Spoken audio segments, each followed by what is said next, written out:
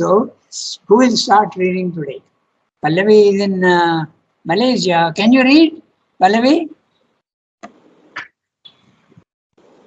I think she is not there. So, No, I'm there. I have got the text, Rangada. okay, then you read. Okay, it is thus by integralization. It is thus by an integralization of our divided being that the divine Shakti in the yoga will proceed to its object. For liberation, perfection, mastery are dependent on this integralization, since the little wave on the surface cannot control its own movement, much less have any true control over the wise life around it. The Shakti, the power of the infinite and the eternal, descends within us, works, breaks up our present psychological formations, shatters every wall, widens, liberates, presents us with always newer and greater powers of vision, ideation, perception, and newer and greater life motives, enlarges and new models increasingly the soul and its instruments, confronts us with every imperfection in order to convict and destroy it, opens to a greater perfection, does in a brief period the work of many lives or ages, so that new births and new vistas open constantly within us. Expansive in her action, she frees the consciousness from confinement in the body.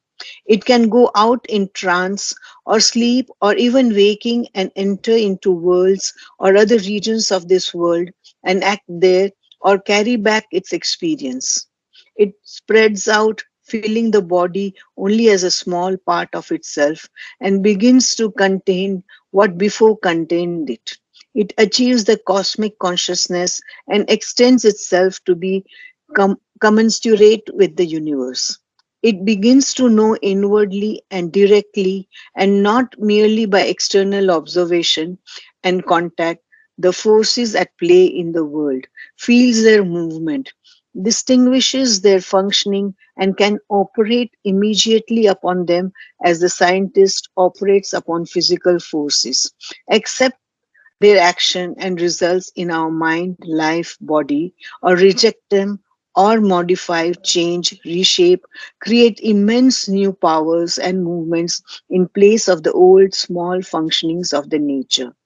We begin to perceive the working of the forces of the universal mind and to know how our thoughts are created by that working, separate from within the truth and falsehood of our perceptions, enlarge their field, extend and illumine their significance, become master of our own minds, and active to shape the movements of mind in the world around us.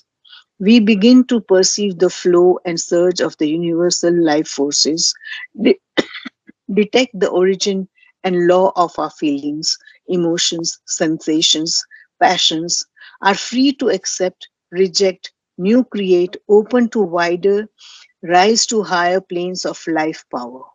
We begin to perceive too the key to the enigma of matter, follow the interplay of mind and life and consciousness upon it, discover more and more its instrumental and resultant function, and detect ultimately the result, the last secret of matter as a form not merely of energy but of involved and arrested or unstably fixed and restricted consciousness, and begin to see too the possibility of its liberation, plasticity of the response to higher powers, its possibilities for the conscious and no longer the more than half inconscient incarnation and self expression of the spirit.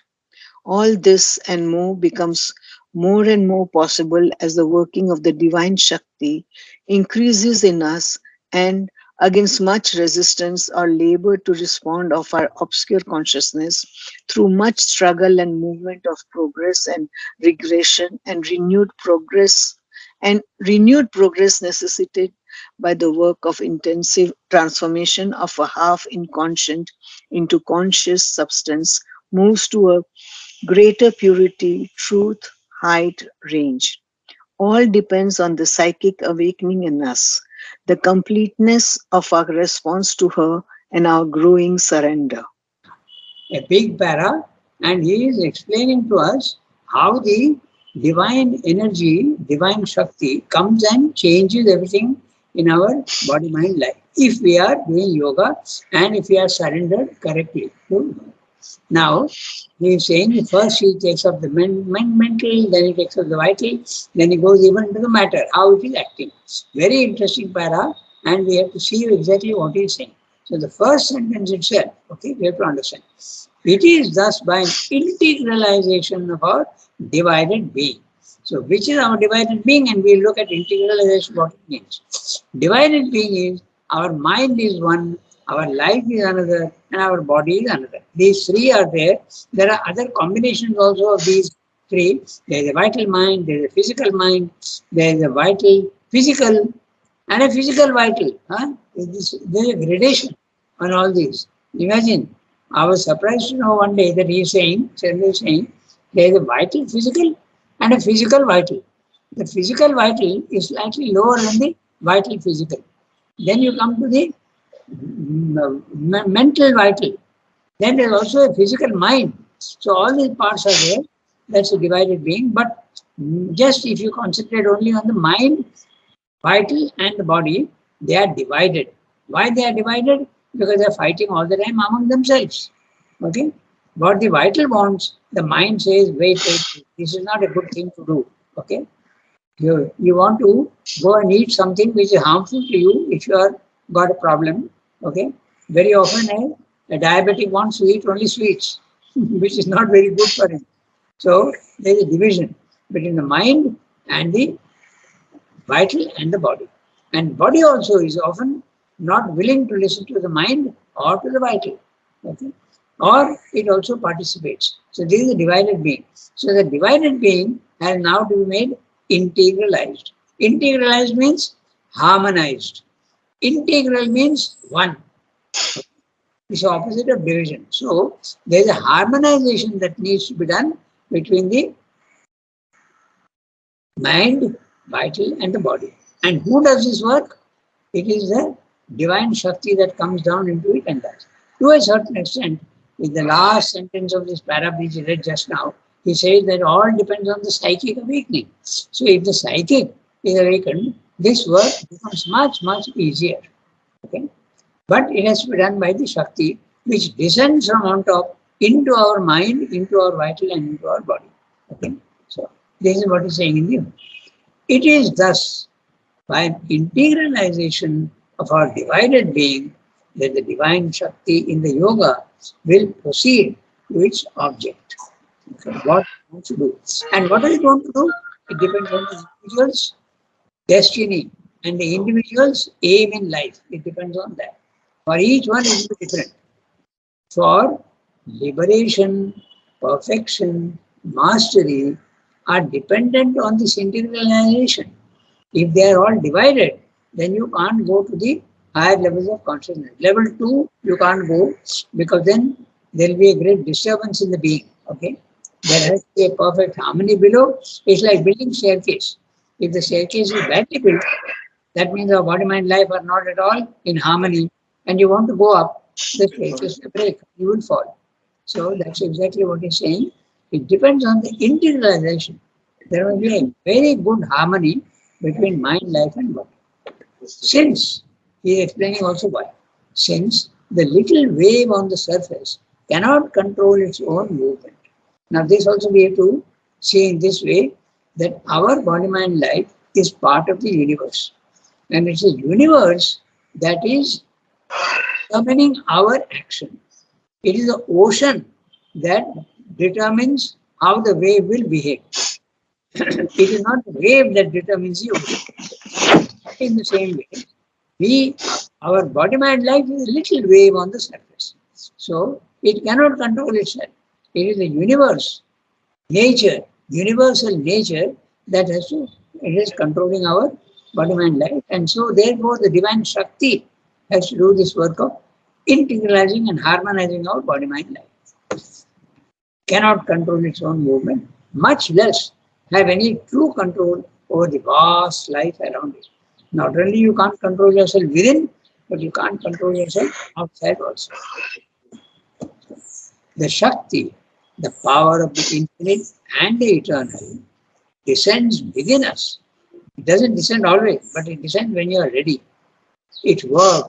It breaks up our present psychological formations, shatters every wall, widens, liberates, presents us with always newer and greater powers of vision, ideation, perception, and newer and greater life motives, enlarges the new models, increasingly the soul and its instruments, confronts us with every imperfection in order to convict and to destroy, opens to a greater perfection, does in a brief period the work of many lives or ages, so that new births and new vistas open constantly within us. A huge sentence, so we have to take it up by phrase.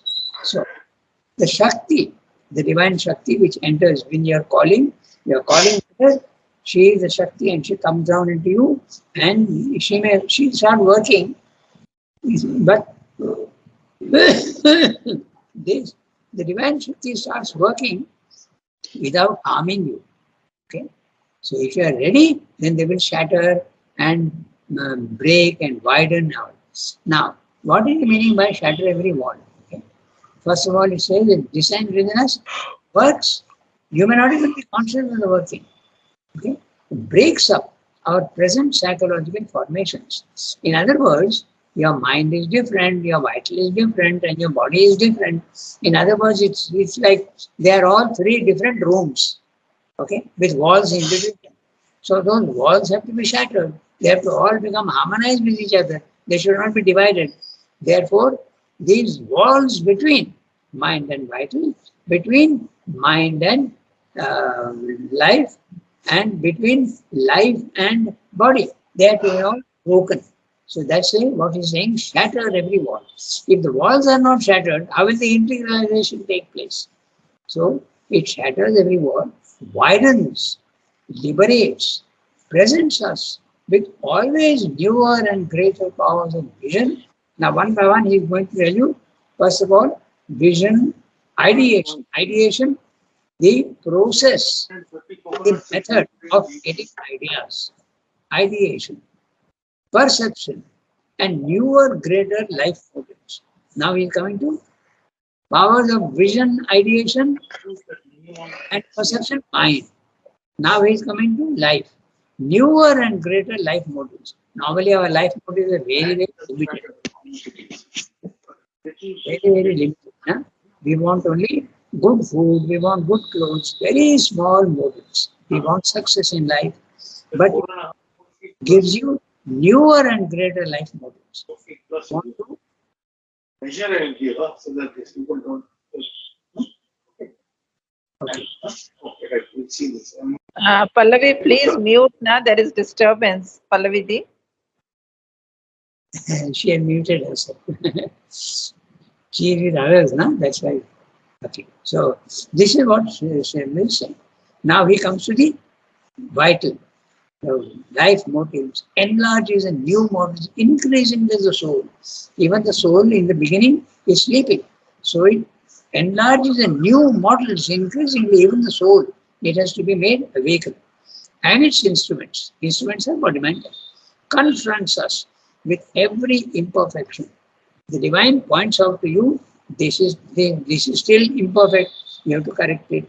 So it goes on telling you each thing. See, this action is wrong, so you have to correct it. So it goes on. If you are conscious and you are willing to listen, confronts us with every imperfection in order to convict and destroy it. These defects show up in you, and you must not misinterpret them as saying, oh my God, so many difficulties are there, how will I conquer it? That discouragement also comes, but that's wrong. You must see the defect in yourself and you must offer it to the divine for destroying it. First of all, it is convicted. Okay, the divine power, like a judge says, this is wrong, and then it has to be destroyed. You have to be punished for it. It's not a punishment, but it seems like that. Okay. convict and destroy, opens to a greater perfection, does in a brief period the work of many lives. Why does it do that? When you are doing yoga. If you are not doing yoga, it will take many, many lives or ages, even ages. Okay? So that new births and new vistas open constantly within us. Okay? Even in one life, you can be completely transformed. Expansive interaction. Who is the her? The divine Shakti. Expansive, not limited, not narrow. She frees the consciousness from confinement in the body. This means that your consciousness goes out of the body. And when it goes out of the body, it goes to level 2 of the spiritual planes of consciousness. It allows, the divine Shakti allows you to do that. It can go out now. What are the methods of going out? It can go out in trance or sleep or even waking and enter into worlds or other regions of this world. Now what's the difference? Enter into worlds means you are going into the higher mind, element mind and other worlds. These are all the worlds. Goloka, Brahmaloka, Anandaloka, okay? These are all the different worlds. You can enter into those worlds. Or other regions of this world. What is that? There is a world of the universal mind, universal vital, and universal subtle physical. So this is what he means. Into the worlds means above the physical world. Okay? Higher mind, element mind, intuitive mind, above mind. Then there is also the psychic worlds. So you can go into those worlds. Or simply saying other regions of this world. So don't just read and think why he's saying, or he's taking the trouble of mentioning other regions of this world. This world is matter like mind. So you can go into the mental universal, you can go into the vital universal, or you can go into the physical universal, which is the subtle body. So all these you can go. If you are in trance or in waking consciousness or in sleep, all the three are possible. Okay? And act there and carry back its experience. You can even go and do work there. That's what Srindra used to do. He is curing people. He is also working in Dunkirk in the war. So he is doing work there, okay, and then coming back. I'll give you another explanation. Mother used to always during the night, she never slept. Okay, she just lie down on the couch. Not even lie down, you know the position. You see that couch in mother's room, that's why she used to rest in that way. Never a horizontal position.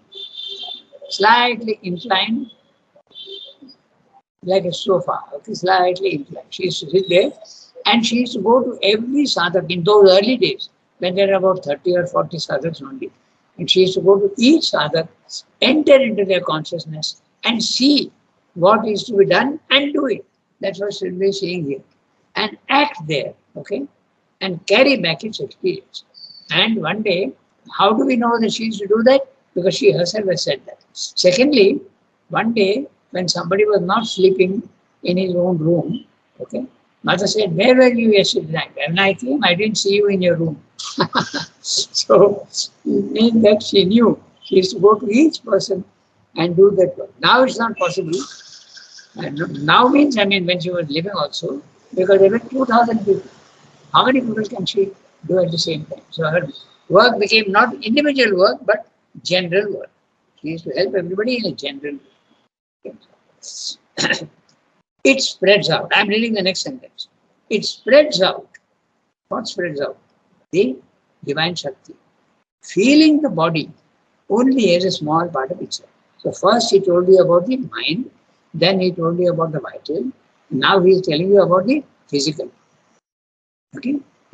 It spreads out, feeling the body only as a small part of itself. Now this is the interesting thing. Normally we feel our consciousness to be in the body, but when your consciousness goes out of the body is in the consciousness. Okay? You feel that your body is a small part and you are outside the body and the body is a part of you. Okay? So it's not an imagination, it's a real, you feel like that. It begins to contain what before contained it, exactly. At our level, the body contains the consciousness. And afterwards, when your yoga is quite advanced, the consciousness contains the body. And I remind you about that Vivekananda, when he passed away, he went in a subtle body and told his friend, I have spat out the body. Now, you can't spit out something which is outside you. You can spit it only when it is inside you. So he said, I have spat out the body, because he didn't want to remain in the body anymore. Okay? So that's what the thing is saying, that your consciousness contains a body. Okay? And it achieves the cosmic consciousness and extends itself to be commensurate with the universe. So there are, you become commensurate means proportionate. Proportionately you become the universe. These two things we can mention. One is the sonnets of Sri Aurobindo, the cosmic consciousness. It's a sonnet where he says, the whole world is inside me. And there is also the experience of the Balakrishna. No? That little child, this symbolic story, he is eating mud and Yashoda says, what are you doing? Open your mouth. And she sees the whole universe in the mouth. This is the cosmic consciousness, symbol of the cosmic consciousness. Distinguishes the functioning in the opposite side. We begin to perceive the workings of the forces of the universal mind and to know how our thoughts are created by that working. So, how the universal mind is sending thoughts into our individual mind. You come to know that. Separate from within the truth and falsehood of our perceptions. Okay? What we are seeing or what we are thinking is not always the right one. So you understand which is right and which is wrong. Enlarge their field, extend and illumine their significance, become master of our own minds and active to shape the movements of mind in the world around us. In other words, you can even start helping the others. Okay? Active to shape the movement of mind. Mind is an MCAP, universal, in the world around us. Movements of mind, the individual minds. Universal mind is there, and my mind is a movement of the universal mind. So movements of mind means individuals. And you can get the power to even change other people's minds. We begin to perceive the flow and surge of the universal life forces. Not only the mind planes, but also the life planes, the vital planes. You can see how they are coming.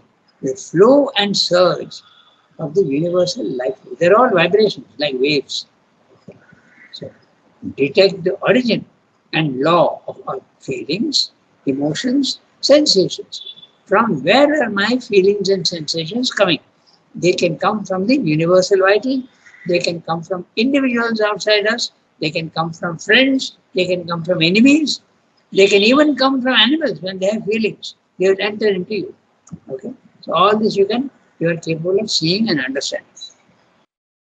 Feelings, emotions, sensations, passions. Then we are free to accept, reject, new create, open to wider, rise to higher planes of life power. We begin to become master of the vital. We can, when the wrong movement comes, we have the right to reject it. Not when you are doing, if you are not doing yoga, normally when the wrong movement comes, you don't have the power to reject it. Even when you are doing yoga, sometimes the rejection is not easy. A wrong thing comes in, and yet we don't have the power to reject it. You do see, sometimes people say, I know I shouldn't have done it, yet I did it. Because you don't have the power. So you can accept these forces coming into you, or you can reject them, or new create. Something which is half true, you can make it full true. New create. Open to wider, rise to higher planes of life power. Life power has got many, many levels. There's some way of saying there is a physical vital, then there is a vital, then there is a mind, mental vital. So there are planes even in the vital worlds.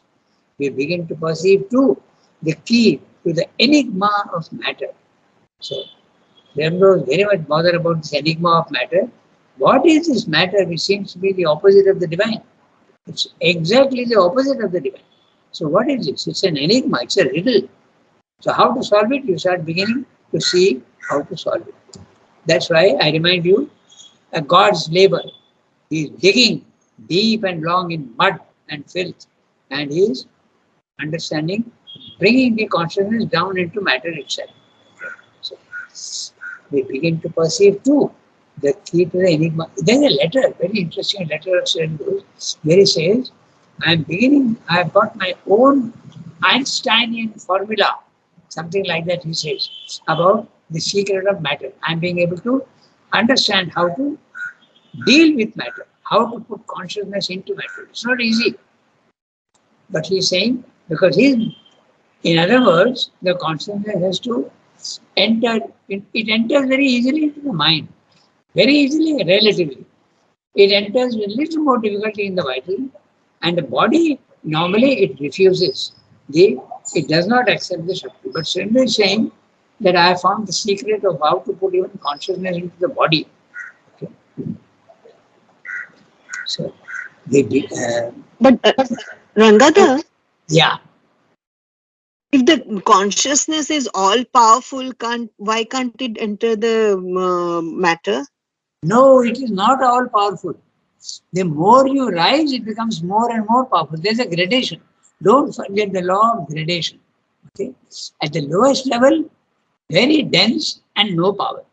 As you keep going up slowly, individually, the power increases as well as the subtlety. The grossness of matter also reduces. So it is not absolutely, not at all. In fact, in one letter, Srindo says, they ask him, we are curing people with what power? Supramental power. Srindo says, no, not supramental power. I am using spiritual power. I am using higher mind power. I am using element mind power. All these are like, as you keep going higher and higher, more and more power comes in. Remember that when you are in the Brahmic consciousness, which is the level higher mind, there is no power which you can use for changing the lower. There is no power. If you go up, there is absolutely immutability, if you remember. That's why the images must become very clear to you. When you are in the Brahmic consciousness of the self, what we call the self, Atman, okay, or in Buddhists call it Nirvana, you are in a consciousness where you are only watching. You are a witness, but there is no power. Power is there, but you are unable to use it. Okay? You just watch. You are not even interested in using the power. So as you keep going up, the power increases. Okay? So, and then you can also use that power to do things in the physical world. Okay? We begin to perceive too the enigma of matter. This follow the interplay of mind and life and consciousness upon it, discover more and more its instrumental and resultant function, and detect ultimately the last secret of matter as a form not merely of energy, but of involved and arrested or unstably fixed and restricted consciousness, and begin to see too the possibility of its liberation and plasticity of response to higher powers. The body can respond to higher powers provided it becomes purified, and also it is open to the progress is sufficient to allow these higher powers to act in the body. I remind you of when Sri Aurobindo was in Pondicherry, one day his eye became absolutely red, and Champaklal said, "Sir, your eye is red." He said, "You come back in 2 hours and see, you will see that it is gone." And so Sri Aurobindo applied power on the body, okay, and it cleared up. But that is not always possible.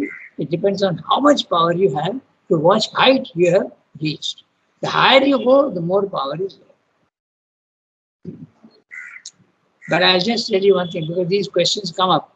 So when he was in 1950, he had what is called uremic poisoning. No? The prostate gland had increased and the urination had stopped, and there was uremic poisoning. So the doctors were called and they fixed a catheter and all that, but there was no operation done at all. Okay. So, but he was not responding much to that. And when they asked him, sir, why are you not curing yourself? Because earlier he used to cure himself. Okay. So they asked him, why you are not curing yourself? He said, can't explain, won't understand. What he meant probably was, because when you are at that level of consciousness, you have no individual will. You are completely surrendered to the divine. Whatever the divine works, he will do in you. Okay? And if the divine does not want you to get cured, but he wants you to take, after leaving the body, he wants you to go to another plane of consciousness. Why should he cure you? So Surendra is not at all interested in himself, curing himself. It is not there because you are completely dependent on the divine, and the divine has got their own aims and purposes. We may feel that no, the divine should cure, but that's not true at all. The divine may have even better solutions than curing. No? In fact, it took him into the subtle planes and he was working there. Mother was in the physical world and he was there in the subtle world. And she used to see him every day. They used to meet and the agenda is full of their interactions. Okay? So, the power to increase. Pallavi spoke about the power. That's why how much power it has, it depends on that. Okay? Then we begin to pursue that we read. Then, and then you see that matter is really, it is energy, it is consciousness, but in a very restricted and unstably fixed consciousness. We begin to see too the possibility of its liberation and plasticity of response to higher powers, its possibilities for the conscious and no longer the more than half inconscient incarnation and self-expression of the spirit. In other words, he's saying that you understand also the possibility of supramentalizing the body. Possibility. It has not been done, but he saw the possibility. All this and more becomes more and more possible as the working of the divine Shakti increases in us. So there you are, see, increasing. The divine Shakti will increase depending on how much you are capable of receiving it in us and against much resistance or labor to respond to our obscure consciousness. Consciousness is obscure.